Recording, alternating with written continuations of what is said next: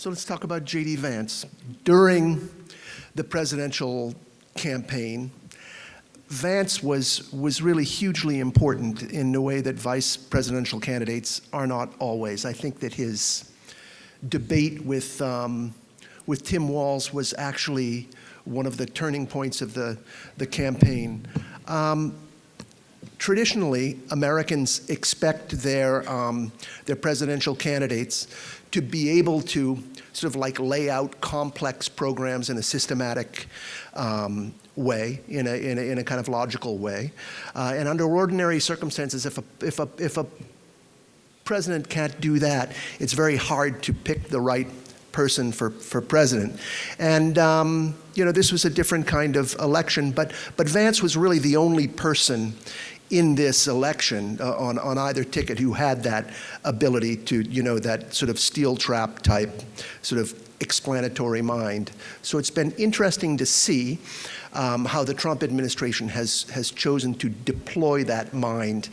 And the very first assignment they gave him was to go to the Munich Security Conference in Europe, sit down with a bunch of leaders who thought of themselves as our old friends and people who could pretty much sort of like talk in an easygoing way with us, and read them the Riot Act.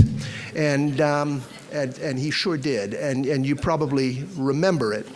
Vance said, and I'll quote here, he said, "The threat that I worry the most about vis-a-vis Europe is not Russia, it's not China, it's the retreat of Europe from some of its most fundamental values."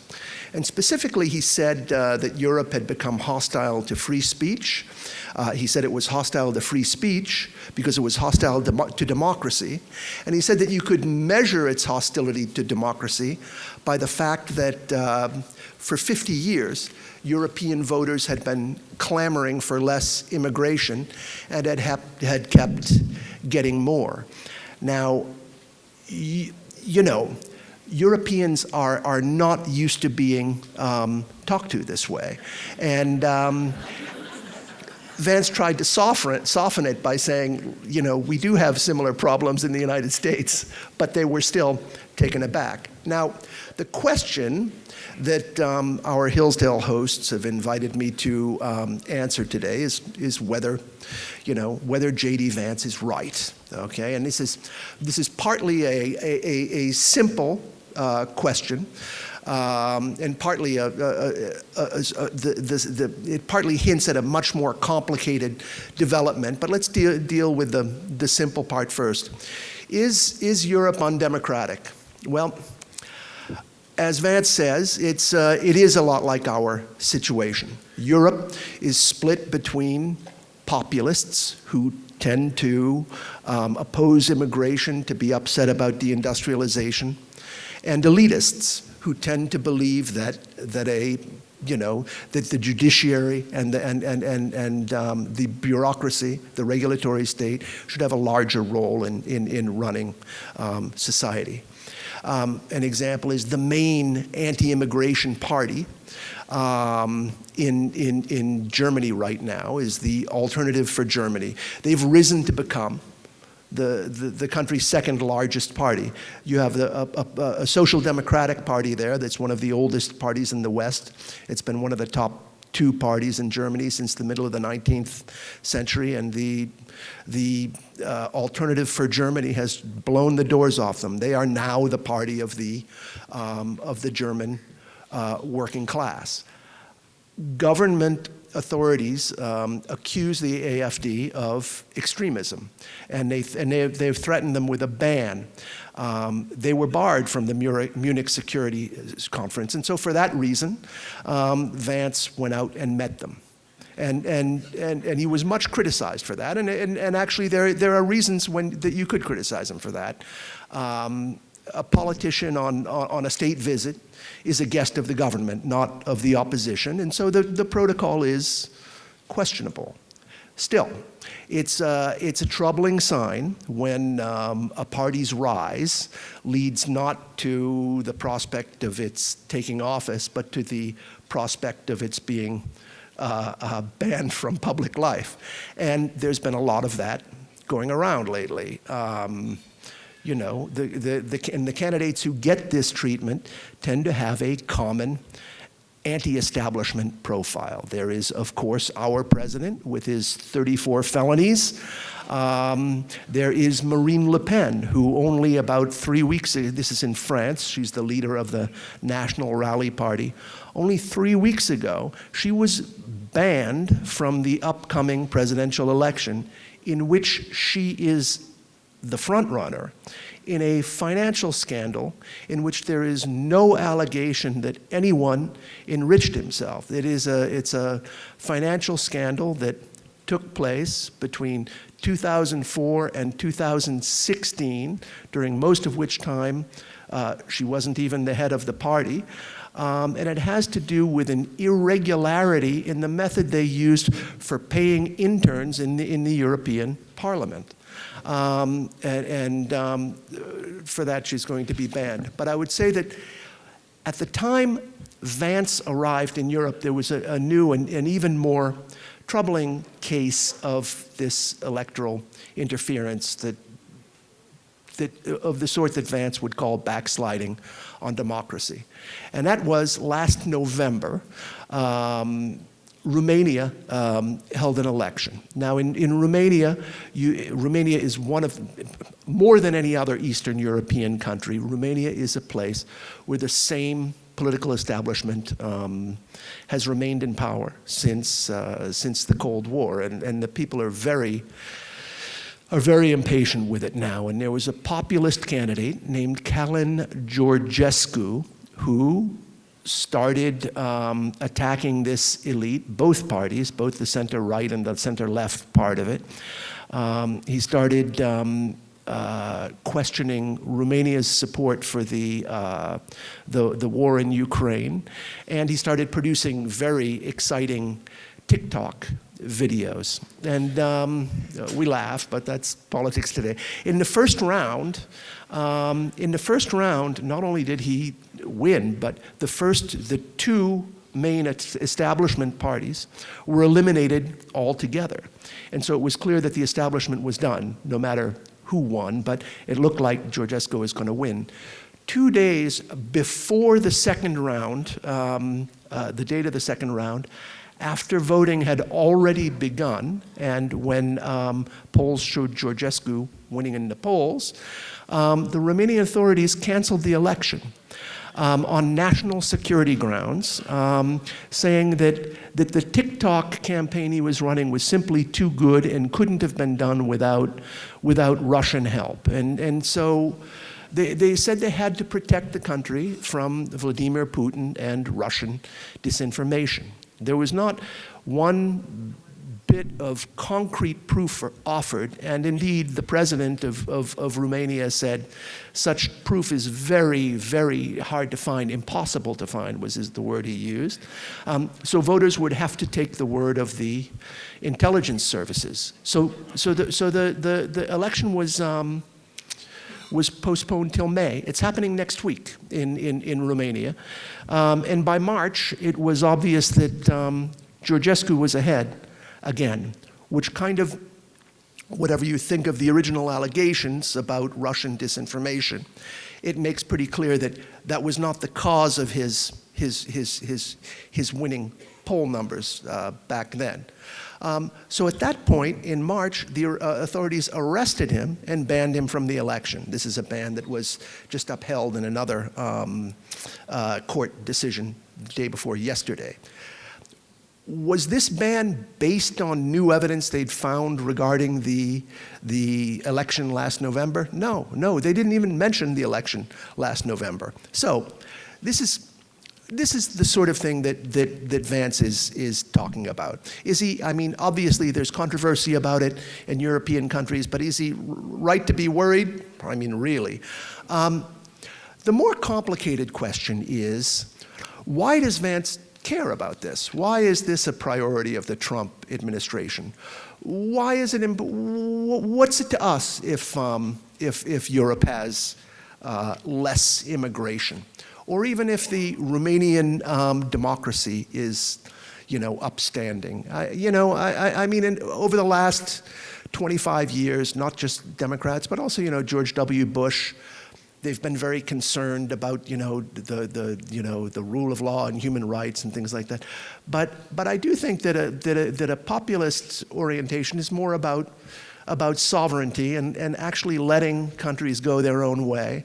And that actually means sort of like tolerating irregularities sometimes.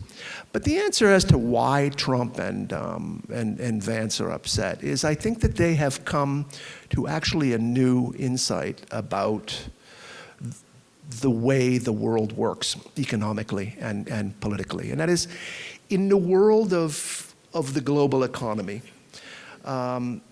foreign politics has kind of become less national, and it's become more partisan. And this is particularly true in Europe. And when European authorities, when the European Union, when Romanian elites influence a European national election, they're also influencing a number of international bodies to which the United States belongs. NATO, most obviously, but also various bloc-to-bloc kind of trading arrangements, and also informal groups that work together at summits. And so what I would say is that what J.D. Vance suspected and what led him to go to Europe and say this is that when Romania overturned its election, it was not because it was worried about Vladimir Putin. It was because it was worried about Donald Trump. Now, Romania, to just stick in Eastern Europe, Romania is, aside from Europe, the pivotal country in NATO's attempt to support and arm Ukraine in its war with Russia. The American public has soured on this war and elected a president who was skeptical about it from the start. That's exactly what the Romanians tried to do in November, and it's exactly what they'll try to do as best they can next week. If they succeed, then the American understanding of the Ukrainian war will have the upper hand over the European one. And so there are certain elites in Europe who are reluctant to let that happen. Now, when we talk about Europe, we don't mean the whole continent. We mean, at least when I talk about Europe, I mean the 27 nations of the European Union. The European Union is based in Brussels. Since 1992, it's tried to take control of steering the politics of these various independent countries. It sees itself as a kind of, I don't think it's true that what Trump says, that it was set up to screw the United States. In fact, it was sort of set up by the United States. It was meant to, during the Cold War, some of these pre-European Union institutions, they were set up by the parts of the European Union that were kind of had been educated in the United States. They called themselves Atlanticists. It kind of consolidated Europe into more of a bloc. But once the Cold War was over, the word screw didn't come up, but they did want to see themselves as a rival superpower. And they started talking about, European values as if they differed from American values, and so on. Populist parties, and they have existed in Europe for longer than they have existed in the United States, they always looked at this European Union project as kind of a form of Americanization. And in a way, they were right to. The European Union helped to spread global capitalism after the mid-1980s, and we appreciated it when they did it at the time. They annulled a lot of those quirky, local regulations in Europe, which in a way are what makes Europe Europe, but they also make it really hard to do business if you're a large American company. And they helped to spread NATO in the 1990s. In an interesting way. Our president's claim that Europe does not pay for its own defense is correct in terms of military budgets. But the EU has spent a good deal in other ways to consolidate NATO behind the scenes. That is, it's spent probably as much as we have on defense on structural funds, on building things for places like Romania, and building all sorts of things. And I mean traffic circles and opera houses and feminist charitable foundations and other things that make it look a little less preposterous that a country like Romania would be in NATO. Do you know what I mean? They're trying to make it look outwardly more like France or Germany. And I understand that it's that it's a Potemkin structure in a way, but there have been benefits to this process. Now, the problem is that while the EU brings benefits to a lot of these countries, the main way it does so is by destroying national sovereignty. And it seems to have, over the last 25 years ago or so, it's kind of turned these countries into sort of whimpering, simpering sort of shadows of their former national greatness. And, you know, as Vance noted, you know, 40 years ago, each of these countries had pretty for its size, had a pretty formidable military. If you were Belgium or Austria, say, would be able to put together a pretty formidable combined arms operation with, you know, robust tank brigades and serious air forces, and EU membership has made this kind of duplication between militaries, even though the military is not an EU responsibility, but the habit of EU alliance has made this duplication look wasteful. And yet, at the same time, the EU has neither the political legitimacy nor the budget to build its own military itself. So what happens actually is that these countries tend to they spend just enough on F-16s and F-35s to get to not feel guilty asking America to carry the burden of their defense, and so it feels like a good deal for all of us as long as we don't have to get tested in a major war. But but the problem is that as power shifted to Brussels, all of these countries, they were loyal allies, but they all became a lot less impressive in our eyes, and I think in their own. And I think this is a different subject which we could discuss another day, but I think that's a large part of the reason why the United Kingdom left the European Union. Other countries have wanted to. The United Kingdom was the only one that was able to overcome the many, many obstacles that were placed in the way of its actually carrying out its vote. Now, the Trump-Vance view of Europe comes with certain ironies. I mean, Trump and Vance truly believe in nationhood. They truly believe in national pride, and they truly believe in national sovereignty.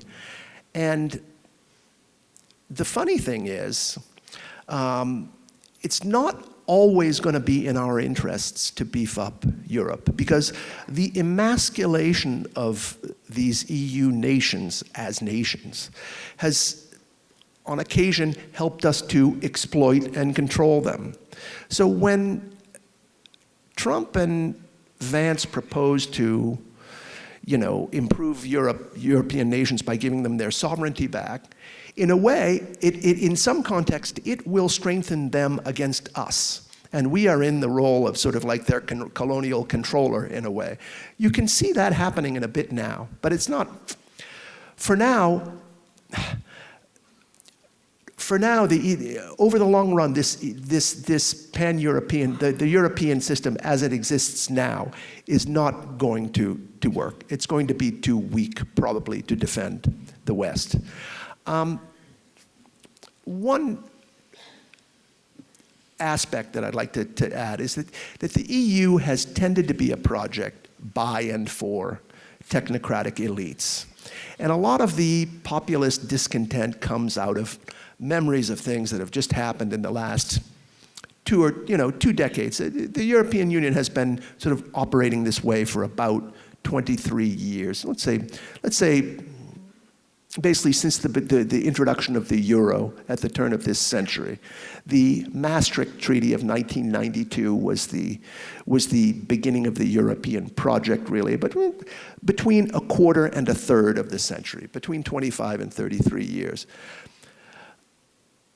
Europeans remember things like the way Angela Merkel in Germany and Nicolas Sarkozy were able to use European institutions to overthrow the Italian government during the finance crisis, or to block a referendum that would have allowed Greece to secede from the euro currency. And the European Union is mostly off stage, but it disposes of really mighty strings to pull. It plays the role that sometimes that civil rights law has played in the United States, and we've talked about this a bit at Hillsdale over the last half a century. That is, it offers a way for the alumni of the grander universities to review the democratic verdicts of the American people and decide whether they pass muster or not. And so that's the way the European Union works. The proudest boast of many European politicians is they call Europe a regulatory superpower. That's a really, it's an interesting way to look at things. They say, we are a regulatory superpower. It reminds me of the way that the Swedes used to talk this way too. They used to say, we are a humanitarian superpower. But this is meant to be a boast, that they're a regulatory superpower. So this really gets us to the heart of the real problem that's being hashed out between Vance and, by extension, Trump and Brussels. Since roughly the Clinton administration, that is for the whole of the EU's political history, the EU has been in real harmony with the Democratic Party in the United States. They really see the world in the same way. And the result is that when Democrats are in power, in the United States has very good relationships with Brussels, and very bad relationships, very hostile relationships with anti-EU Brexit-style parties in any of the European member states, and especially in Poland and Hungary. I mean, the U.S. has been like a member of the opposition when ever since Viktor Orban has come to power in Hungary, and also during the time that the Catholic Law and Justice Party was in power in Poland. And so Vance, the United States this is what I meant when I said at the beginning that the United States is pursuing what is more a partisan than a national foreign policy. And I think that Vance and Trump suspect that the European Union is doing the same. And the situation of Poland and Hungary is, again, the most interesting.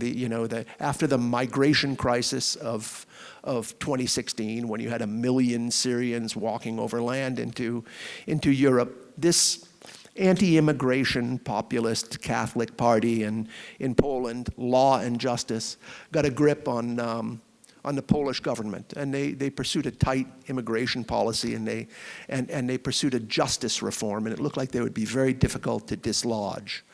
But during COVID, the EU was able to pass a $1 trillion stimulus and rescue plan. And although it was meant to be an emergency fund with no political strings attached, the EU decided to withhold the $60 billion in aid that Poland was owed. $60 billion in Poland is a tremendous amount of money. It's about $1 trillion to the in the United States. And so you had an election in 2023 in which you had the Law and Justice Party, which had no chance of getting this $1 trillion, and the Civic Platform, which is the more center-left party, which was guaranteed this $1 trillion. I mean, and it's a funny kind of election. It's a funny election to have under those circumstances. People talk about free and fair elections. In retrospect, these elections were free, but they were not fair. That is, Brussels held financial tools that placed Poland at its mercy. So I would say that what's happened is that Trump and Vance have taken notice of this. And when they see the EU waving through an election in Romania that's an order of magnitude more corrupt than anything that's ever been done in Poland, they kind of smell a rat. So what do they think? As I say, they think the EU's actions are not about Putin. They think they're about Trump. And that the EU is turning into a machine to deprive the United States of allies on the international stage, and that it's using the networked nature of these international conclaves to sabotage American positions. I would say that the Trumpian view of the global economy that Vance has been representing, it's quite consistent. Whether you like it or not, it's quite consistent, and it's of a piece with his understanding of the national economy. It's kind of hard to explain, but he doesn't view the global economy as a society. When we were all, I think, we all grew up to think of the economy as just like, we're all in the economy. The economy is just what we do when we're making money as opposed to when we're, in church or playing sports or something. Trump, I think, actually thinks of the economy not as a culture, but as a kind of a network of operators, and that some people control it and some people don't. And I think that he's proceeding accordingly, both in his diplomacy and in his reform of the administrative state. I think I think this drives his thinking on tariffs. And I think it drives his thinking on reforming the State Department. A couple of days ago, in fact, when Marco Rubio announced that he would cut 132 offices out of the State Department, I don't know if you noticed what he said, but he said he was focusing on agencies that served as a platform for left-wing activists to wage vendettas against, quote, anti-woke leaders in nations such as Poland, Hungary, and Brazil. This is interesting. I mean, the way Rubio uses the word woke. An interesting element of the half year, this is the last point I'll make about Europe since Trump's election, is that the United States has overthrown woke, I believe, but that it hasn't really convinced other countries to do the same. I mean, I've been in Ireland and France and Germany, and it actually seems as strong as ever. In England, there's been a partial pushback, I think, against transgenderism, but really woke is still in the saddle over there. I think this tends to vindicate the sort of Trump view of how the world works, that woke is actually not a culture. It's not something that spreads through argument and influence and example.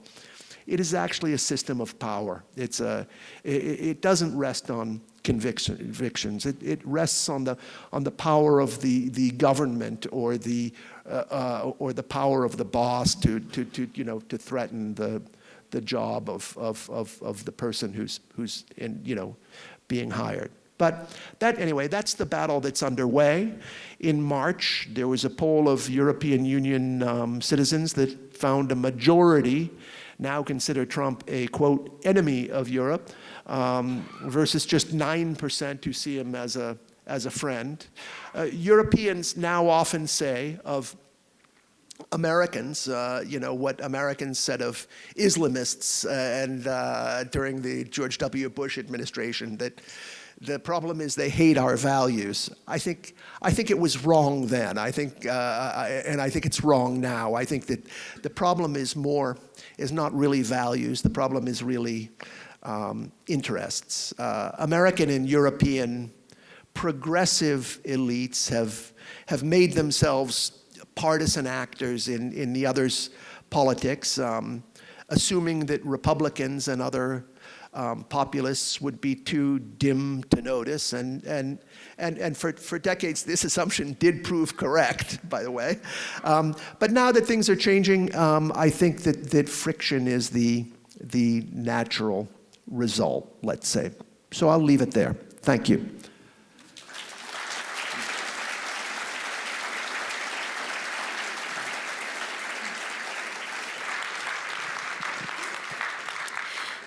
Thank you, Mr. Caldwell. We now have time for Q&A. If you have a question, please raise your hand and wait for a microphone to be brought to you.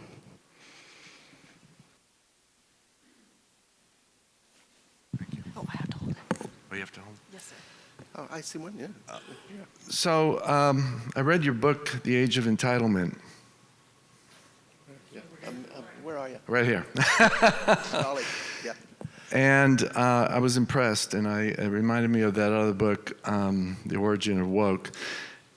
My question to you is the Civil Rights Act was corrupted by the lower courts, I believe you were saying.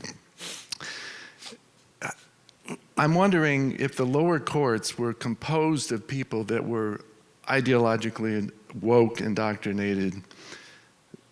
I'm wondering how that, with the culture and the whole neo-Marxist invasion, influenced those lower courts, the lawyers, the schools that they were going to, and that contributed to the corruption of the Civil Rights Act. Well, here we go on a very huge subject that we could talk for half an hour about, but I think that I do not really think that there was corruption on the courts at the very beginning. I think it is a sort of one of these tragedies of good intentions mostly. I think it's a sort of a tragedy of American can-do spirit. I mean, if you look at, I think that the civil rights movement, the Civil Rights Act has a lot in common with the Vietnam War. That it's a big project with a lot of actual ideals behind it, and a country that was really flushed with just tremendous, unbelievable successes, things no country had ever done, winning, simultaneous wars against two military superpowers, on the other side of opposite oceans, and then, creating an economy that was creating, 50% of the world's industrial production for a while. It's like, we can do anything. And I think that we thought that some of these difficult, moral questions could be solved as easily as some of these, not that the material questions were easy, but we felt that they were within our grasp in the way that the material questions were, and that we could not only spread our idea of democracy in Southeast Asia, but we could also, fix this American race problem on which, some of the smartest and most sensitive Americans had sort of broken themselves over 300 or 400 years. So I think that people are just inclined to give it a go. I mean, I think that they were mostly, it was kind of LBJ was a New Dealer. He wound up. I mean, he started as a New Dealer. He wound up, I think, in a place that was very different. He wound up detaching his reforms from the, let's say, the world of the working man, which FDR remained anchored in. But I think that it was can-do spirit rather than corruption. Now, not to make this sound like too rosy an answer, we went down several wrong trails. The problem was that, the Civil Rights Act of 1964 was an attempt to, do justice to the 14th Amendment. But a lot of what we did in civil rights wound up violating the spirit of the 14th Amendment and equal, citizenship. And a lot of the recent jurisprudence about, affirmative action has sort of like shown how that happened. But, we wound up really turning it into an alternative, as I've said, into a second constitution that could be used to overrule the first. It became a shortcut to social reform, and it spread way beyond civil rights. And there was really no natural limit to it anymore. And it kind of took over the whole society. But it's a long story, and I'm sorry that I can't really come to the end of it in one answer of a few minutes, but thank you for the question. Yeah. Good morning. Good morning. Over the last few months, we've seen growing evidence of the involvement of both American and foreign NGOs and intelligence services in the United States electoral process, and especially the coordinated efforts by some of these European intelligence agencies and NGOs with respect to domestic American politics. So, for example, centralized censorship operations on social media, electoral interference. How much of that is motivating J.D. Vance's comments? And then secondly, what do you see as the Trump administration's efforts to end that interference and bring some of these European groups, a little bit more under control? Yeah, this is not a subject on which I have a great deal of specific knowledge, so I can't, I don't know how that has worked in the United States. But your point about, the interconnectedness, particularly in the internet age, of some of these practices and a lot of the surveillance of the internet is well taken. There's a guy who I think has been very influential in the Trump administration named Mike Benz, who writes a lot about these internet observatories, these some of these things that profess to, in his view, I think the real. The dangerous first step was the reinvention of the concept of misinformation and disinformation, of bad information. And so once you have that concept, it doesn't look like censorship to the people practicing it anymore. It looks like just keeping good democratic hygiene and that kind of thing. We're protecting the quality of our public debate and that kind of thing. And if you do that, that's the sort of thing that if most of your information is traveling on the internet, it's a very efficient way for countries to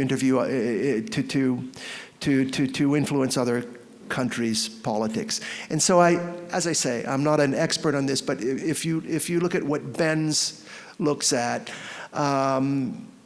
it's mostly things like, there are a lot of English, for instance, internet disinformation organizations that monitor American American speech, and they create dossiers of disinformation, which are very useful for people, who are running tax-exempt, litigation shops in the United States to use to compile briefs. And I don't know that it should be, I don't know that it's illegal. And I don't know that it can be, I don't know how it can be limited in a country with the First Amendment. But it does affect the way we understand the international system that we are in. And I would say you're absolutely right that is one of the probably one of the big factors that's motivating Vance, although I haven't heard him say it explicitly. Question to the speakers, right? Yeah? Huh? Hi, good morning. There's a lot of activity going on in Rome this week with the funeral and then the selection of the next pope. Mm-hmm. In my opinion, the selection of the next pope is going to be very critical for the survival of Europe. I wanted to get your thoughts on the selection of the next pope, and I read some articles that the selection of the next pope should not come from anyone in Europe, which was an interesting article I read. So. That's interesting. You know, this takes it a little bit. This is a little bit outside my area of expertise. Yeah, I've been interested in the last pope's sort of attitude towards, you know, the selection of a pope is it's a religious matter. I mean, I think that the pope can have political influence. I don't know how much influence Francis had. Seriously, it's very hard for me to measure. If you compare him to a pope like John Paul II, I mean, John Paul II obviously inspired people along a certain path. He inspired Catholics to, let's say, he inspired Catholics to sort of like stand up and speak for human dignity in Eastern Europe and that sort of thing. Francis's engagements with immigration and the environment, I think they're influential in a different way. I think that they built up the church in Latin America and in Africa and also in the Philippines, in Southeast Asia. And so quite naturally, I mean, he didn't invent this trend. These parts of the world are where, you know, all the growth in Catholicism is. And so from that perspective, it would be a kind of a natural thing if the church moved in that direction. But it's a religious thing, and it's not a it's not a political thing that I could really weigh in on.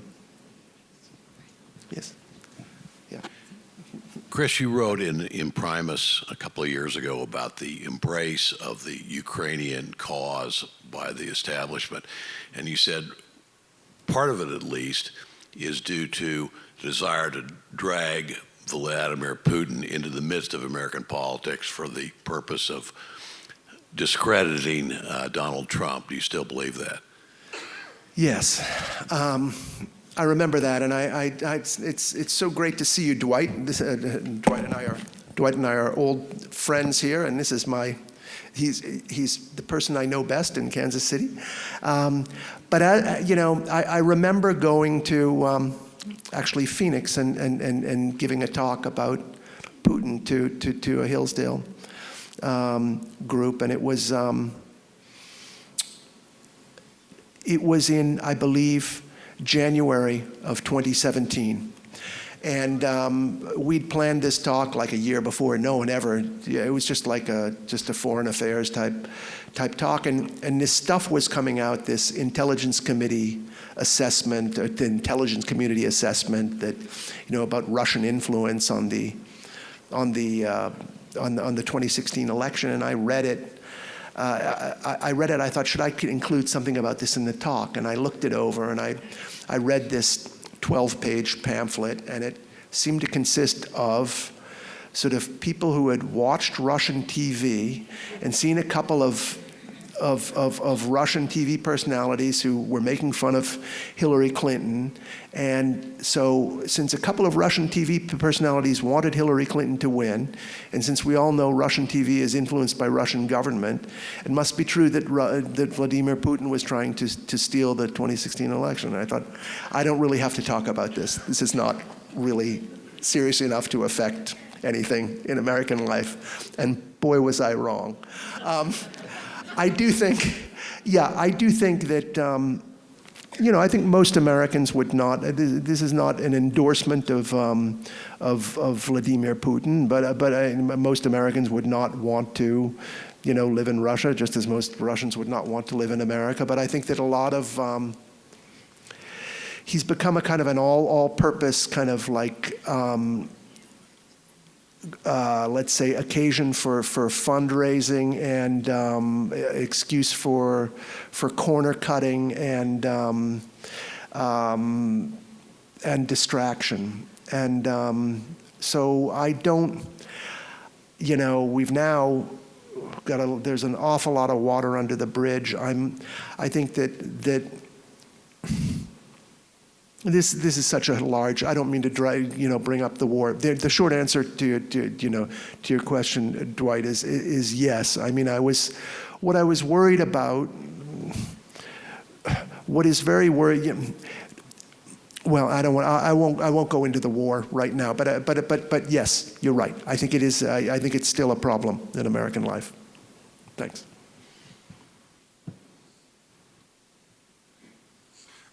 Could you comment on the success of Nigel Farage's Reform Party in England and its impact on the politics there, and whether he might have a chance of turning England conservative? Yeah. I mean, I think that Farage was, there have been a few stages of it. I remember meeting Farage when he was with a party called UKIP, the UK Independence Party, which was the first big party that tried to take people out of the European Union. He's always been a great speaker, and during Brexit, there were two, I think, big tendencies in Brexit. One was the pro-Brexit Tories, who tended to be kind of elite establishment politicians who thought that Britain could really be let's just say, a free market powerhouse without the constraints of the European Union. And these people provided a lot of the, let's say, the intellectual heft to the movement for Brexit. But I think that the vast bulk of the British population was brought along by Nigel Farage and his movement, and which later became the Reform Party. The people who did not like deindustrialization, who did not like the mass immigration and its effects in England. England is a very special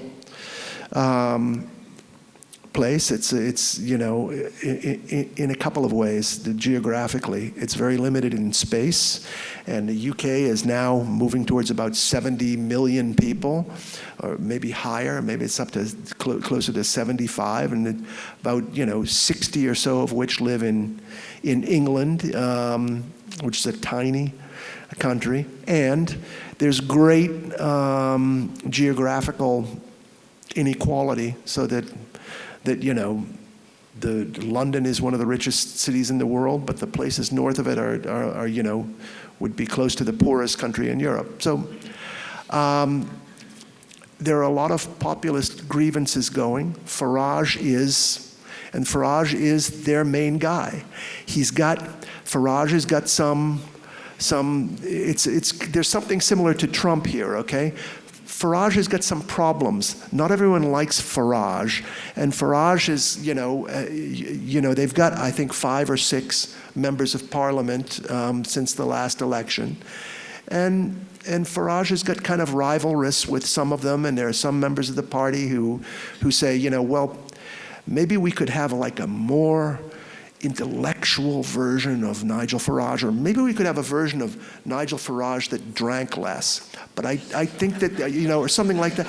But I think that he's the guy. I mean, so for now, Farage is the populist candidate in England. And so if anyone does it, the English electoral system now is in terrible flux. You have a government that was formed by a Labour Party that got 1/3 of the votes and was rewarded with 2/3 of the seats. And Farage got, I don't know what he got in, I forget what was his vote tally last time. He got well into the teens, and he's only got a handful of seats. And so it's a wacky electoral system, but it's one that's given to big surprises. And if anyone can pull it off, it's probably him.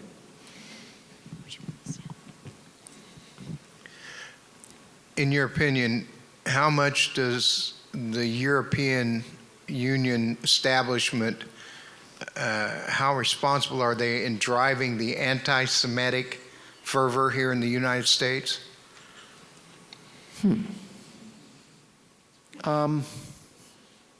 Well,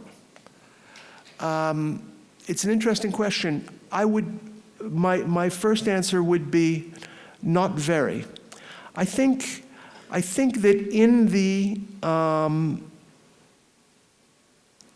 in the 25 years ago, during the Second Intifada, let's just say in the first decade of this century, we had a pattern going on in the Middle East wars where the United States backed Israel, but the European Union was the main force for like rebuilding Palestine. And every time Israel bombed the West Bank or Gaza, the European Union would build new, apartment buildings and schools and universities and things. And they spent a ton of money, and they got very emotionally invested in Palestine, and they got very angry at Israel. And there was just like a real, let's say, there's a kind of a constant level of tension, I think, between Europe and Israel. I think that obviously Israel has become is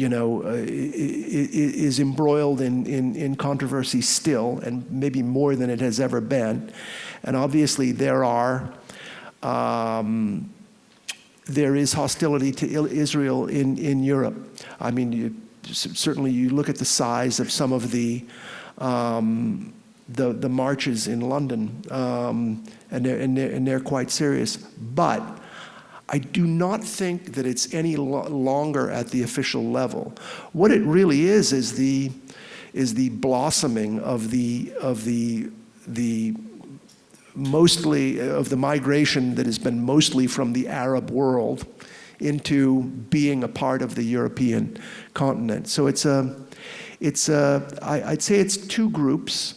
One is the children of Muslim immigrants who are looking for some kind of connection to the world that their parents left, and the other is, and this does have a connection to our campus unrest, young intellectuals and that kind of thing. But I do not think that it's really a preponderant tendency in Europe. We have time for one more question.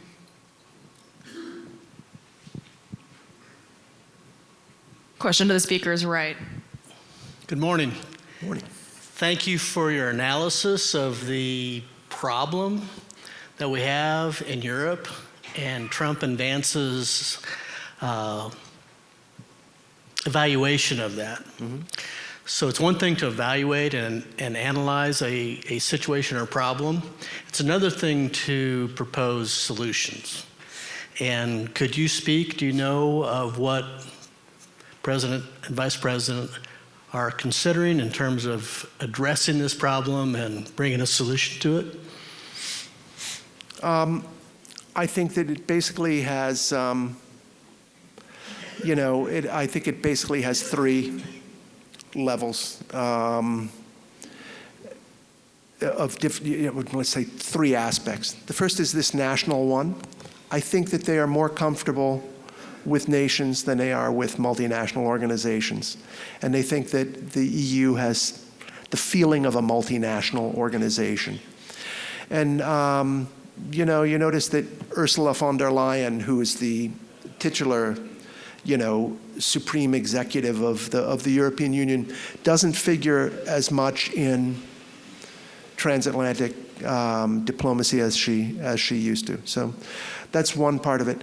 The second part of it, I think, is military, and maybe this is being done in a kind of a formulaic way. The sort of like the urging that Europe, spend 2% of its GDP. All these countries each spend 2% of its GDP on defense.